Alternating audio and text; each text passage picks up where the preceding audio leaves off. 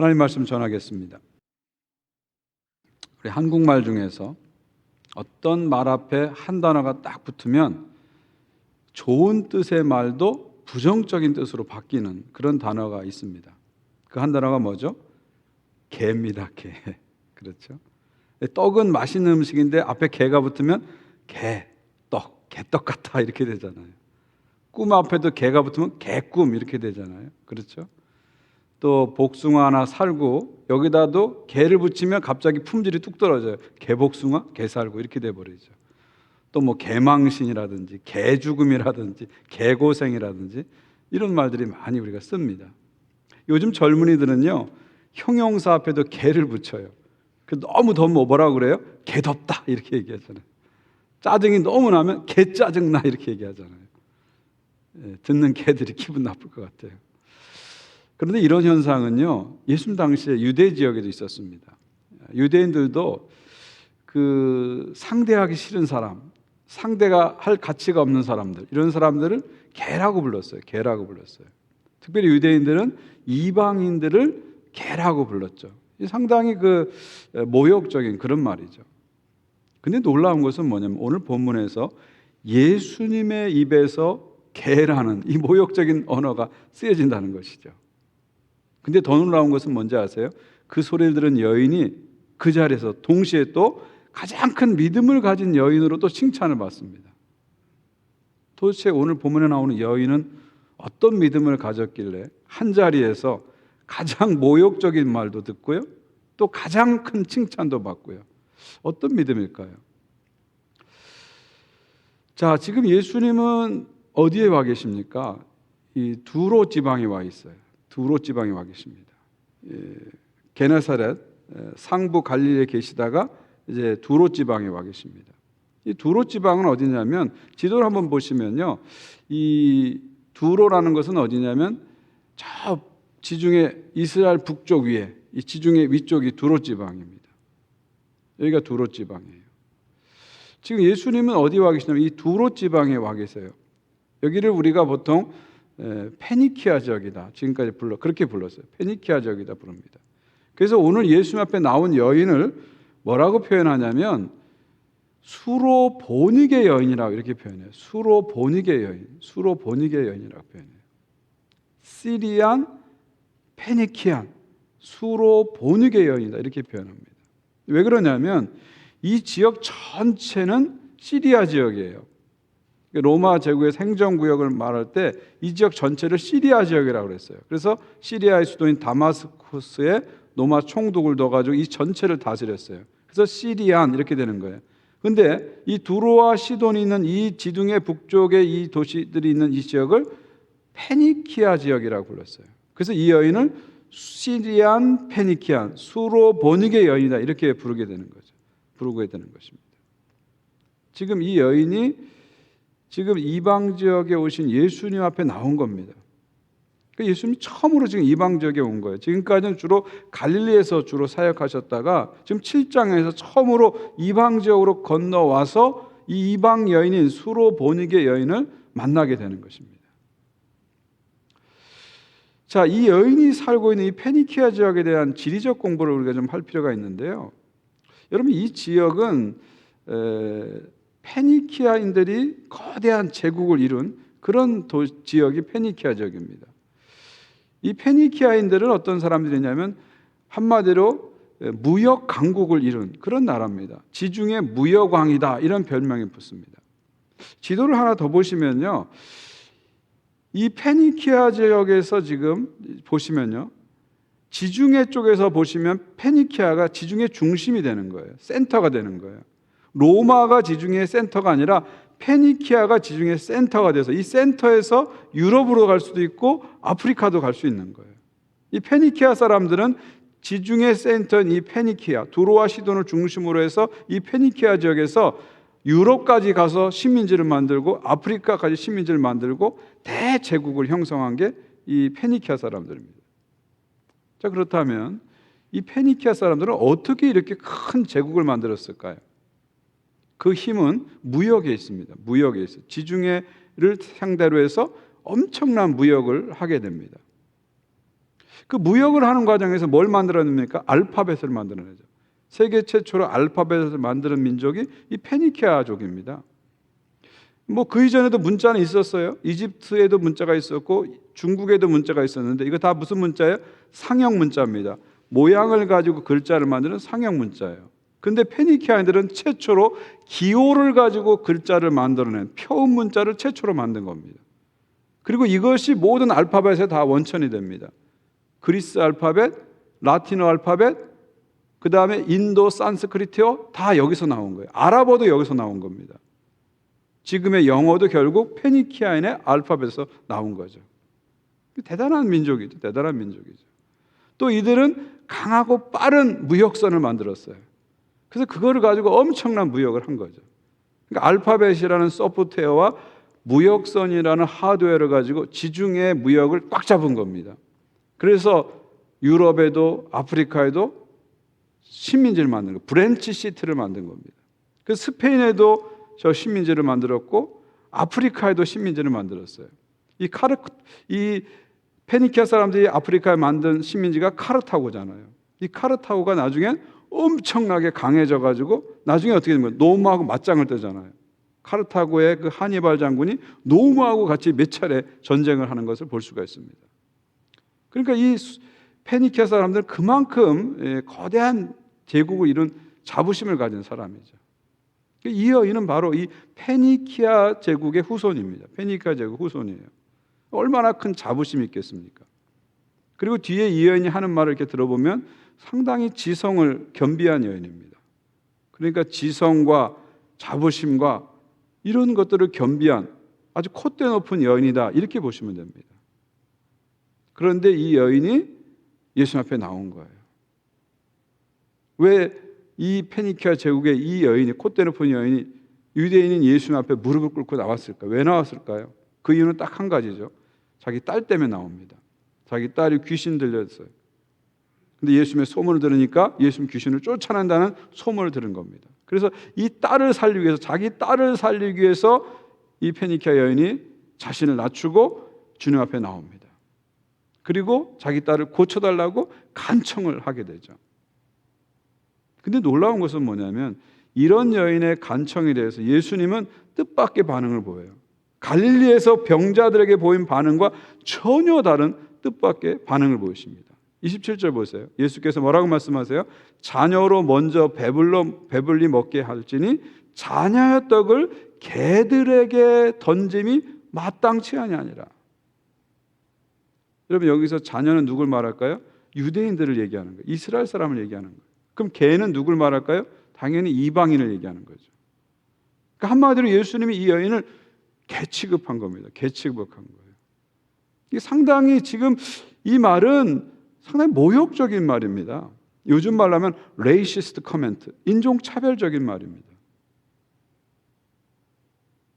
어떻게 예수님의 입에서 이런 말이 나왔을까?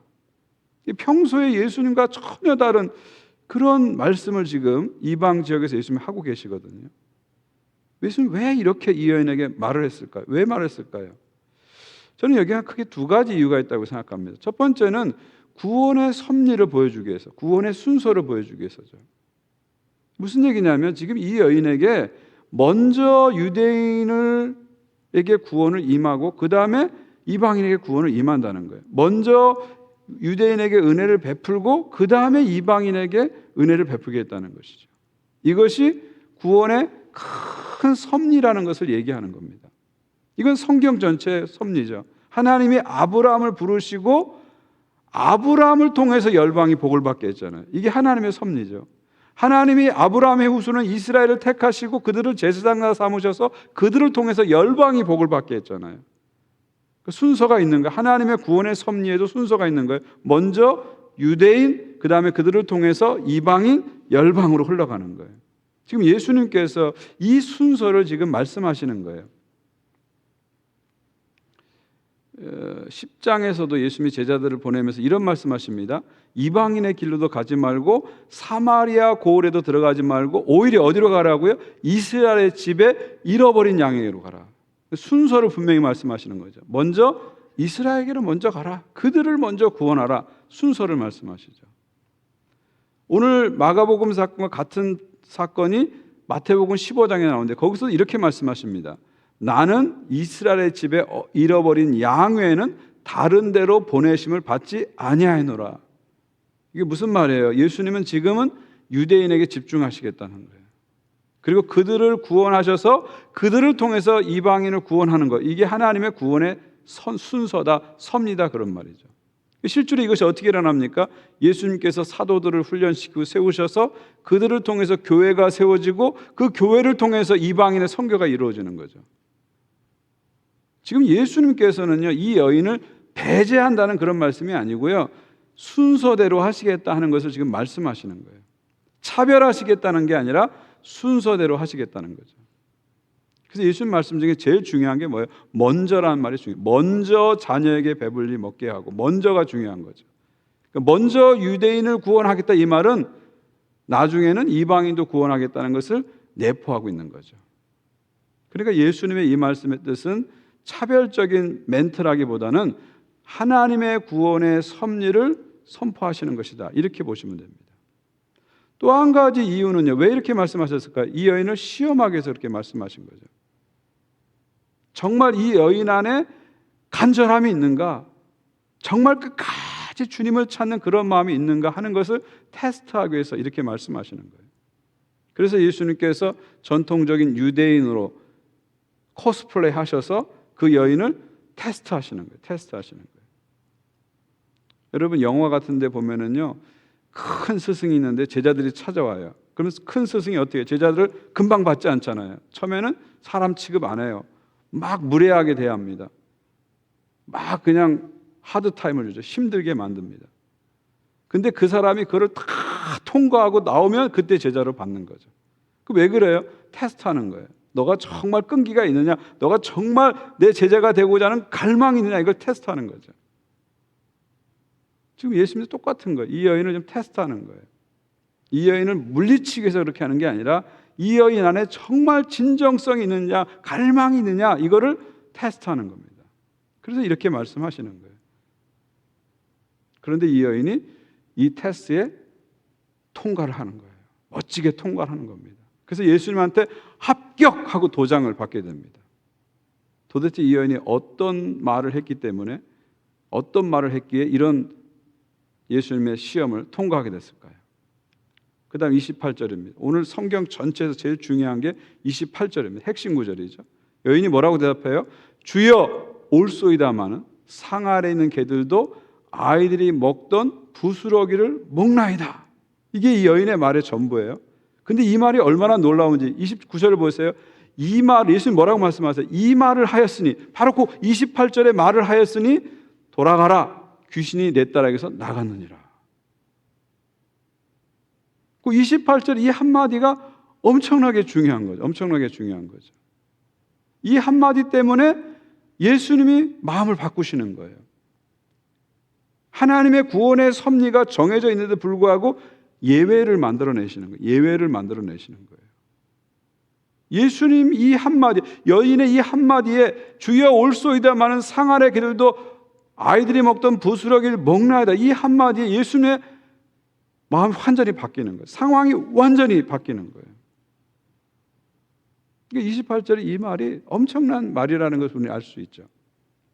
같은 사건을 보도하고 있는 마태복음 15장 보면 여인의 이 말이 떨어지자마자 예수님이 이렇게 말씀하십니다. 예수께서 대답하여 이르시되 여자여 내 믿음이 크도다, 내 소원대로 되리라 하시니 그때로부터 그의 딸이 나으니라. 여자여 내 믿음이 크도다. 이 크도다가 헬라어로 메가입니다. 메가. 우리 메가처치, 메가톤 할 때 메가입니다. 너의 믿음이 메가톤급의 믿음이다. 엄청 크도다, 이렇게 말씀하시죠. 근데 여러분, 놀라운 것은 뭔지 아세요? 마가복음 전체에서, 아니 복음서 전체에서 믿음이 크도다라고 인정받은 유일한 사람이 수로보네의 여인입니다. 유일한 사람이에요.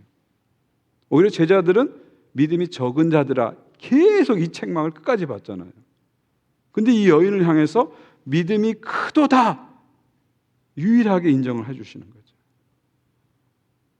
참 우리 궁금해지는 거예요. 도대체 이 여인의 말이 무슨 의미가 있길래, 이 한마디를 들으시고 예수님께서 이 여인의 믿음이 크다고 인정해 주시고, 이 한마디 때문에 상황이 갑자기 변동되고, 이 한마디 때문에 예외가 생기기 시작하고, 이 한마디 때문에 이 여인의 딸이 그 자리에서 그냥 고침을 받잖아요. 이 여인의 말, 주여 올소이다마는 상 아래 개들도 아이들이 먹던 부스러기를 먹나이다. 도대체 이 말이 무슨 고백이 들어있길래, 무슨 의미가 들어있길래 예수님이 이 믿음을 보시고 큰 믿음이라 하시고 모든 상황을 바꿔놨을까요? 저는 이 한 절의 말씀을 계속 이렇게 읽고 또 읽고 묵상해 봤어요. 저는 여기서 이 말 안에 세 가지 중요한 믿음의 고백이 있다는 것을 발견했습니다. 첫 번째는 주로 고백하는 믿음이 들어있어요. 이 여인이 예수님 뭐라고 불러요? 주여 이렇게 부르잖아요. 주여 이렇게 부르잖아요. 헬라어로 퀴리오스라고 되어 있어요. 퀴리오스. 여러분, 퀴리오스라는 말은 로마 제국에서 그냥 주인이란 뜻이 아니고요, 최고 통치자를 가리키는 말입니다. 그래서 당시 로마 황제들은 자신을 퀴리오스라 그랬어요. 라틴어로는 도미누스, 같은 말이에요. 헬라어로는 퀴리오스, 라틴어로는 도미누스, 같은 말이에요. 최고 통치자를 뜻하는 말입니다. 지금 이 여인은 예수님을 뭐라고 고백해요? 주여 퀴리오스 이렇게 고백해요. 이 땅에 새 나라를 가지고 올, 하나님의 통치를 가져올, 새로운 세상을 만들어줄 통치자이십니다 이렇게 고백하죠. 이건 엄청난 고백입니다. 사도 바울은 나중에 이 퀴리오스를 하나님 나라와 연결해서 예수님의 중요한 칭호로 아주 집중적으로 사용하죠. 근데 놀라운 것은 뭔지 아세요? 마가복음 전체에 이 퀴리오스란 말이 14번이 나옵니다. 14번이 나와요. 그런데 그 14번 중에서 예수님에 대한 호칭으로 나온 유일한 곳이 바로 여기입니다. 무슨 얘기냐면 마가복음 전체에서 예수님을 향해서 퀴리오스 주라고 고백한 사람은 수로보니 여인이 처음이자 마지막이라는 거예요. 그 제자들은 예수님 뭐라고 고백했어요? 라비어 이렇게 고백했잖아요. 끝까지 그들은 예수님을 라비어 이렇게 고백했어요. 주라고 아무 고백했어요. 라비어라고 고백했어요. 마가복음 8장에서 베드로가 주는 그리스도의 살아계신 하나님의 아들이다 하는데, 여기서 주라는 것은 헬라어로 수입니다. 수는 유란 뜻이에요. 당신은 그리스도십니다 이런 고백이지 퀴리오스가 아닙니다. 마가복음 전체에서 예수님을 향해서 퀴리오스 주여라고 부른 사람은 이 여인이 처음이자 마지막입니다. 그러니까 이 여인의 이 주여란 이 한 단어 안에는 어마어마한 의미가 들어져 있는 것이죠. 이 여인은 예수님에 대해서 아주 제한된 정보를 갖고 있어요. 소문을 듣고 가지고 있는 제한된 정보를 갖고 있어요. 근데 그 제한된 정보를 가지고도 이 여인은 예수님이 누구신지를 정확히 한 거죠. 예수님이 새로운 나라를 이루실, 새로운 통치를 이루실, 새로운 세상을 만드실 큐리오스 통치자라는 것을 알게 된 겁니다. 예수님은 이것을 들으시고 놀라신 거죠. 큐리오스, 이 단어에 예수님 놀라신 거예요. 예수님을 주로 고백하는 이 믿음이 결국 큰 믿음이라고 인정을 받은 것입니다. 여러분, 큰 믿음은요, 많이 아는 믿음이 큰 믿음이 아닙니다. 큰 믿음은 중요한 것을 정확하게 아는 것이 큰 믿음입니다. 복음을 정확히 아는 게 큰 믿음이에요. 근데 복음이 뭐예요? 예수의 주되심. 한마디로 복음은 뭐예요? 예수의 주되심. 이게 복음입니다. 예수님은 나를 다스리시고 온 세상을 다스리신다. 예수의 주되심. 예수님은 큐리오스다. 이게 복음의 핵심이에요. 예수께서 십자가에 죽으시고 부활하심으로 하나님 나라가 이미 이 땅에 왔다. 그리고 장차 완성될 것이다. 그 통치자가 바로 예수 그리스도시다. 예수는 주시다. 이게 복음의 핵심이에요. 이것이 예수님이 선포하신 복음입니다. 예수님이 성취하신 복음이에요. 사도 바울과 모든 사도들이 목숨 걸고 외친 복음이 바로 이 복음이에요. 우리 이 복음을 정확히 알아야 돼요. 많이 안다고 해서 큰 믿음이 아닙니다. 중요한 것을 정확히 할 때 큰 믿음이 되는 거죠. 바로 이 여인은 큐리오스, 주여 이 고백을 통해서 큰 믿음이라는 인정을 받게 되는 것이죠. 2월 15일, 16일부터 우리가 복음학교 2기 다시 시작하는데요.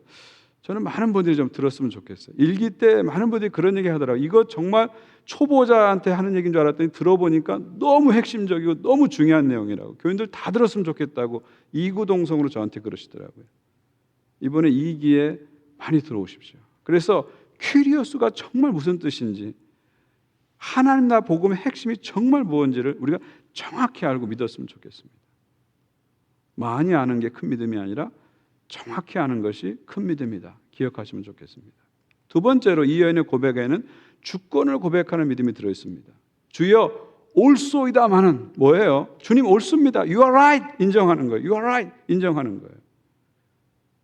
유대인이 먼저 구원되고 그 다음에 이방인이 구원되는 이 구원의 섭리, 이 구원의 선수 옳습니다. 이거 말도 안 됩니다. 하나님 왜 그렇게 정하셨어요? 항의하잖아요. You are right 옳습니다. 고백하는 거예요. 이게 뭐예요? 주님의 주권, sovereignty of God, 하나님의 주권을 인정하는 거예요. 주권을 인정하는 거예요. 그 하나님의 주권이 자기에게는 불리해요. 자기에게는 차별처럼 느껴져요. 불합리하게 느껴져요. 그래도 주님 옳습니다. You are right 하면서 하나님의 주권을 고백하는 거죠.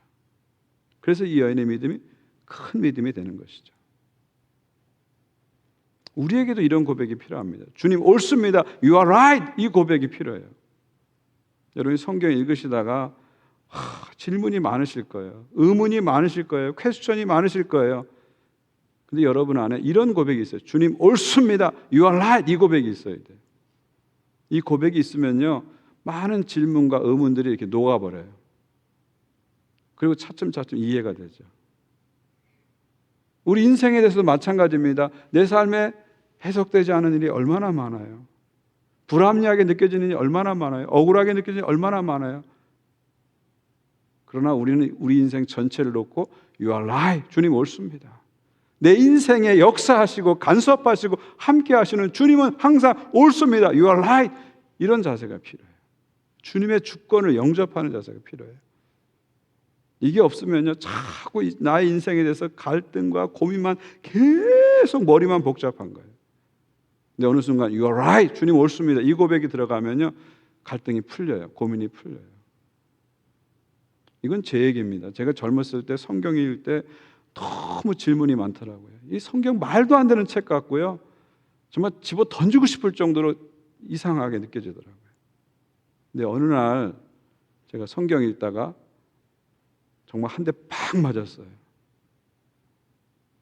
토기가 어떻게 토기장에게 대드냐, 이 말씀을 읽고 한 대 탁 맞았어요. 그리고 그 말씀을 읽는 순간에 하나님의 주권에 대해서 확실히 깨달았어요. You are right, 주님 옳습니다. 하나님의 주권을 딱 인정하고 나니까 이 성경에 대한 의문들이 새롭게 보이기 시작하더라고요. 저는 여러분들이 주님 옳습니다, 이 하나님의 주권에 대해서 온전히 영접하는, 고백하는 그런 믿음이었으면 좋겠습니다. 마지막 세 번째로 이 여인의 믿음 안에는 자신을 내려놓는 믿음이 있습니다. 상 아래 개들도 아이들이 먹던 부스러기를 먹나이다. 이게 뭐예요? 주님 저 개예요. 인정하는 거예요. 주님 저 개입니다. 인정하는 거예요. 나는 페니키아 제국의 후손이야. 그런 교만함을 버린 겁니다. 그런 자존심을 다 버린 거예요. 자신을 완전히 버린 겁니다. 자신을 무로 만든 거예요. 주님 저 맞습니다. 개입니다. 절대자이신 주님 앞에, 큐리오스이신 주님 앞에 극도의 겸손을 지금 보여주는 거예요. 사람들이 나한테 당신 개야 그러면 화도 나고 불만도 가질 수 있지만, 큐리오스는 주님이 그렇게 말씀하시니까 맞습니다. 저는 개입니다. 아니 개보다 못한 존재입니다. 아니 개가 되면 어떻습니까? 절대 겸손, 극도의 겸손을 이 여인은 보여주는 거죠. 그러면서 부스러기라도 주십시오 고백하는 거예요. 부스러기 은혜라도 주십시오. 개가 된 들 어떻겠습니까? 부스러기 은혜라도 주십시오. 그런 간절함을 가지고 이 여인이 나가는 거죠. 그래서 결국 이 여인은 큰 믿음이라 인정을 받는 것이고, 이 고백을 통해서 하나님의 섭리의 예외가 만들어지기 시작하는 거예요. 고정된 하나님의 뜻, 픽스된 하나님의 뜻에 플렉시빌리티, 융통성이 부여하기 시작하는 거예요. 이 여인의 고백이 얼마나 놀라운 고백이에요. 이 여인의 기도가 얼마나 놀라운 기도입니까? 여러분, 큰 믿음이라는 것은 많이 안다고 큰 믿음이 아니라는 거예요. 큰 믿음이라는 것은 큰 일을 많이 했다고 해서 큰 믿음이 아니라는 거예요. 진짜 큰 믿음은 뭐냐면 하나님 앞에서 자기를 끝까지 낮추고 끝까지 주님의 은혜만을 구하는 믿음이 진짜 큰 믿음이라는 거죠. 진짜 큰 믿음이라는 거죠. 하나님 아니면 안 됩니다. 하나님만이 나의 구원이십니다. 하나님만이 나의 소망이십니다. 이 고백이 진짜 큰 믿음이라는 거죠. 결국 이 여인은 이런 고백으로 주님 앞에 나갔기 때문에 이 고백을 통해서 놀라운 일이 벌어지잖아요. 이 고백을 하는 순간에 저 멀리 있는 집에 있는 자기 딸이 고침을 받잖아요. 귀신이 떠나가잖아요. 이것은 일종의 원격 치료를 이룬 거예요. 원격 치료를 하신 거예요, 주님께서. 요즘 원격 진료 얘기하는데 원격 치료를 하신 거예요.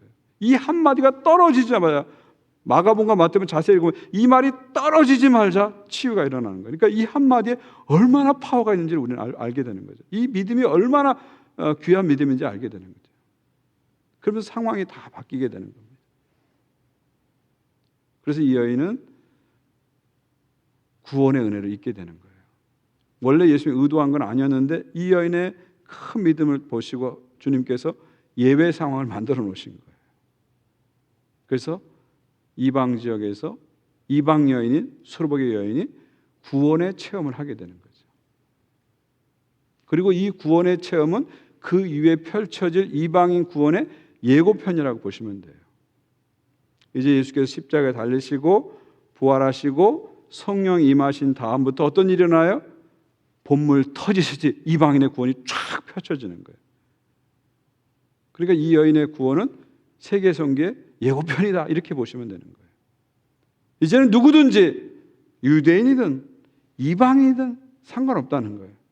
누구든지 아무리 흉악한 죄인일지라도 개 같은 인생을 산 사람일지라도 누구든지 믿음을 가지고 예수를 주로 고백하면 다 구원받는다. 다 구원받는다. 이 놀라운 진리가 이 여인에게서 시작되는 거죠. 그리고 장차 펼쳐질 세계 선교의 위대한 그림이 지금 예고편으로 여기서 보여지는 것입니다. 사랑하는 성도 여러분, 때로는 우리가 자존심을 세울 때가 있잖아요. 또 자존심 없이 못 살잖아요. 근데 우리가 하나님 앞에서는 자존심을 세우시면 안 됩니다. 이 여인처럼 하나님 앞에서는 이 쓸데없는 자존심을 다 버리셔야 돼요. 다 버리셔야 돼요. 개가 된 들 어떠리 이런 자세가 하나님 앞에서는 필요합니다. 그런 마음으로 주님 앞에 나갈 때 이 기적이 일어나는 거예요. 길이 열리는 것이고 문이 열리는 것입니다. 저는 여러분들이 하나님 앞에 나갈 때마다 주여 이 고백 갖고 나갔으면 좋겠어요. 주님은 나의 통치자이십니다. 왕이십니다. 하나님 나라의 주인이십니다. 주여 이 고백 갖고 나갔으면 좋겠어요. 그리고 여러분이 주님 앞에 나갈 때마다 주여 옳소이다마는 주님 옳습니다. You are right. 이 고백 항상 가지고 나갔으면 좋겠어요. 하나님의 주권을 말씀을 읽을 때마다 세상을 살아갈 때마다 하나님의 주권 앞에 정말 무릎 꿇는 신앙이 되었으면 좋겠습니다. 그리고 여러분이 주님 앞에 나갈 때마다 개가 된들 어떠리 개가 돼도 좋사오니 하나님 은혜를 주시옵소서 주님만이 이런 고백으로 나갔으면 좋겠습니다. 사랑하는 성도 여러분, 이런 고백으로 나갈 때 저는 삶의 문이 열리고 삶의 길이 열리고 하나님의 놀라운 기적이 나타날 줄 믿습니다. 주님만이 우리의 구원이십니다. 주님만이 우리의 반석이십니다. 이 고백으로 승리하시기를 주의 이름으로 축원드립니다. 오늘 다 같이 일어나서 함께 찬양하기 원하는데요. 오늘 찬양은 주님만이 나의 반석이시오, 주님만이 나의 구원이시오, 이 고백입니다. 이 수로보이는 여인의 이 고백을 우리 가슴에 품고 주님만이 나의 반석이십니다. 주님만이 나의 구원이십니다. 우리의 그 간절함을 좀 끌어냈으면 좋겠습니다. 지금 우리에게 필요한 믿음은 이 믿음 아니겠어요? 이 믿음 아니겠어요? 지금 우리가 회복할 믿음, 이 믿음 아니겠어요? 코로나가 무서운 게 아니라 이 믿음이 우리에게 없는 게 지금 무서운 거 아닙니까? 코로나가 두려운 게 아니라 이런 믿음이 자꾸 약해지고 사라지고 있는 게 두려운 거 아닙니까? 지금 우리에게 필요한 믿음, 주여, 이 믿음, 주님 옳습니다, 이 믿음, 개가 된 들 얻도리, 이런 믿음, 이거 필요한 거 아닙니까? 우리 찬양 같이 부르면서 이런 간절함을 나에게 다시 주시옵소서, 이런 믿음을 다시 저에게 주시옵소서. 우리 고백하며 찬양하겠습니다.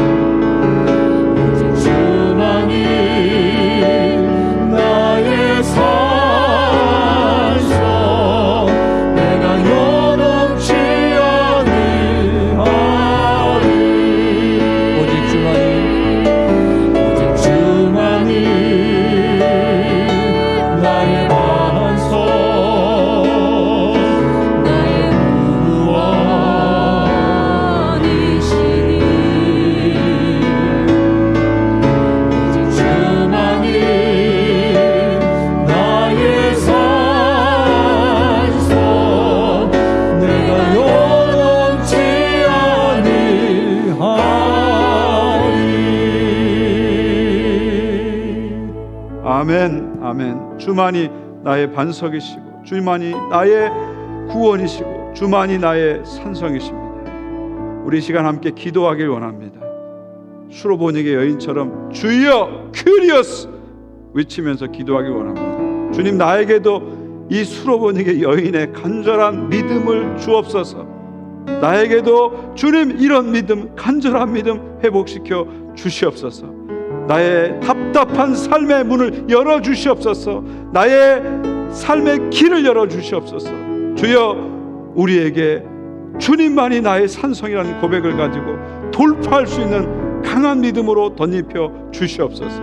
우리 솔로몬의 연희처럼 주여 한번, 이번에는 3번 큰 소리 한번 부르면서 우리 한번 간절하게 기도하기 원합니다. 주여 3번 부릅니다. 주여, 주여, 주여. 아버지, 시간 기도하며 주님의 백성들에게 힘을 더해 주옵소서. 오 주님, 하나님 간절 주님을 간절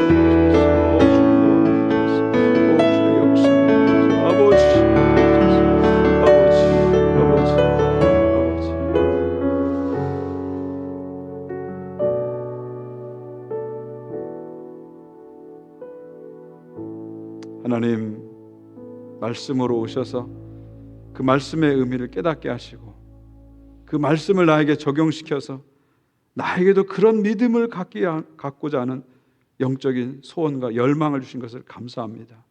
수로보니게 여인의 그 믿음을 우리에게도 주시옵소서. 날마다 주여 고백하며 나가는 그런 믿음으로 나가게 하시고 주님만을 간절히 구하는 믿음으로 나가게 도와주시옵소서. 이 답답한 현실 속에서 주님만을 구원으로, 소망으로, 반석으로 삼고 나가는 믿음을 가지고 길을 열고 문을 여는 역사가 나타나게 도와주시옵소서.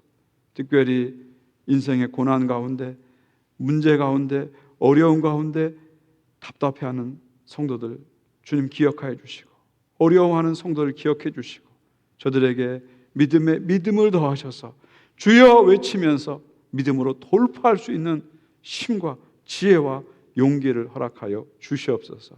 또한 우리 교회 가운데 주님 역사해 주셔서 예수님을 주로 고백하고 예수님만을 쫓아가는 큰 믿음의 공동체로 늘 나가게 하여 주옵소서. 예수 그리스도 이름으로 기도하옵나이다. 아멘.